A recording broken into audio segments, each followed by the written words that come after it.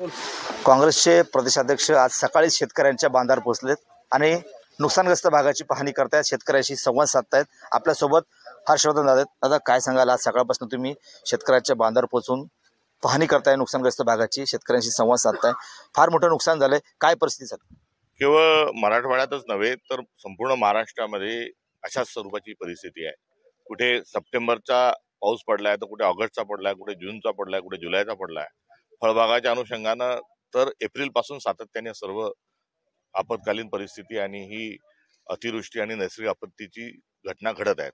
मात्र प्रशासन या संपूर्ण प्रक्रियेमध्ये कुठेही सक्रिय दिसत नाही आणि ती हरवलेली आहे, अशा प्रकारचं एक चित्र आहे। अशा परिस्थितीत सरकार नावाची संस्था जर काम करत नसेल तर अत्यंत चीड येणारी, संतापजनक, आणि दुसऱ्या बाजूला माणुसकी सोडून प्रशासन कसं काम करतंय, शासनाला कोणाशीच काही देणं घेणं नाही, शेतकऱ्यांशी विशेष करून काही नाही, हे त्यांच्या आचार विचार व्यवहार वर्तन आणि त्यांच्या भूमिकेच्या अनुषंगाने दुर्दैवाने सिद्ध होत आहे। सरकार म्हणते की शेतकऱ्यांना मदत जाहीर केली, ती पुरेशी आहे? सरकारने मदत काय दिली हे जाहीर करावं। बंदमुठी 1.25 लाख की हा कावा देवेंद्र फडणवीसांनी खेळू नये।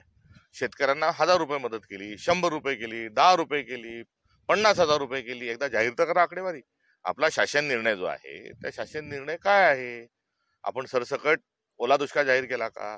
सरसकट हेक्टरी मदत दिली का? ती हेक्टरची कमाल मर्यादा किमान मर्यादा काय, हे काहीही बोलत नाही।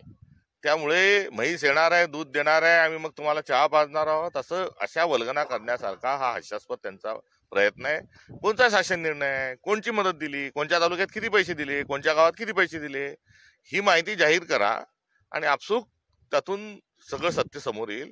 मात्र यांना मदतच जाहीर करायची नाही आणि बुद्धिभेद करण्यामध्ये पटायत असणाऱ्या देवेंद्र फडणवीसांनी हा धंदा बंद करावा आणि शेतकऱ्यांना थेट स्वरूपामध्ये ताबडतोबीने मदत करावी। देवेंद्र फडणवीस आज दिल्लीला रवाना झालेत, केंद्रीय कृषी मंत्र्यांची भेट घेणार आहेत, अमित शहाची भेट घेणार आणि मागणी करणार आहेत की शेतकऱ्यांना मदत द्या म्हणून। देर आहे दुरुस्त आहे असंही म्हणायला हरकत नाही। एप्रिल पासून का झोपा काढत होते का? आणि सातत्याने शेतकरी अडचणीत असताना आजपर्यंत केंद्रामध्ये जाण्याची सुबुद्धी यांना सुचली नाही। आता जर सुचत असेल तर त्यांना शुभेच्छा आहे, मात्र चांगले दिवे लावून दिल्लीहून परता, नाही तर दिल्लीहून पुन्हा हात चोळत येतील आणि हात हलवत येतील, असं करू नका। आणि हात हलवत न येता तिथूनच काहीतरी मदत घेऊन या, तोपर्यंत दिल्लीला थांबा, नाहीतर वापस येऊच नका, एवढंच या निमित्ताने आम्हाला सांगावंसं वाटतं। विदर्भासह मराठवाड्यात ओला दुष्काळाची परिस्थिती आहे, असं असताना शेतकऱ्यांना मदत भेटण्यासाठी उशीर होतो। यापूर्वीच मदत होणं अपेक्षित होती। पीक विम्याचं स्वरूप बदललंय, गारपिटीचे पैसे आलेले नाहीत, अतिवृष्टीचे मागच्या पैसे आलेले नाही, आणि आता ओला दुष्काळ आहेच तो जाहीर करण्याची देखील यांना तत्परता दाखवता येत नाही। त्यामुळे वेळ काय फारच मोठा वेळ झालेला आहे आणि येणाऱ्या काळात हा विलंबाचा जो फटका आहे हा सरकारला नाही, हा शेतकऱ्या बसणार आहे। आत्महत्या जर अशा भागात एकही आत्महत्या जर झाली तर थेट स्वरूपात राज्य सरकार त्याला जबाबदार राहील। कर्जमुक्तीसाठी उद्धव ठाकरे रस्त्यावर उतरण्याचा इशारा दिला, काँग्रेसची काय भूमिका असणार? काँग्रेसने सातत्याने या संदर्भामध्ये मोर्चे धरणे हे केलेले आहेत। 3 जूनला पहिला मोर्चा जो आहे हा काँग्रेसचा कर्जमाफीच्या अनुषंगाने निघालेला होता आणि पुढील काळात देखील आक्रमक स्वरूपाची भूमिका काँग्रेसचीही राहणार आहे। एकंदरीत शेवटचा प्रश्न आहे की फार मोठ्या प्रमाणात शेतकऱ्यांचं नुकसान झालंय, सरकारला काय इशारा असणार आहे आपल्याकडनं? सरकारला सुबुद्धी दे, दयागणा दुर्बुद्धी दूर कर, ही नवरात्राच्या निमित्तानं एक कुठेतरी त्यांच्याकडे प्रति असणारी प्रार्थना आहे। आणि सरकारने ताबडतोबीनं ओला दुष्काळ जाहीर करावं, हेक्टरी 50,000 रुपयाची ती मदत करावी, नाहीतर आम्ही यांच्या मंत्र्यांना आणि मुख्यमंत्र्यांना फिरू देणार नाही। नक्कीच।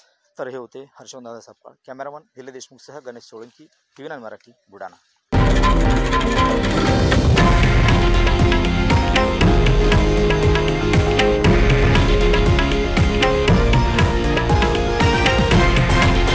हे आहे देशातील नंबर 1 न्यूज नेटवर्क आणि आपण पाहत आहात TV9 मराठी, एकमेव।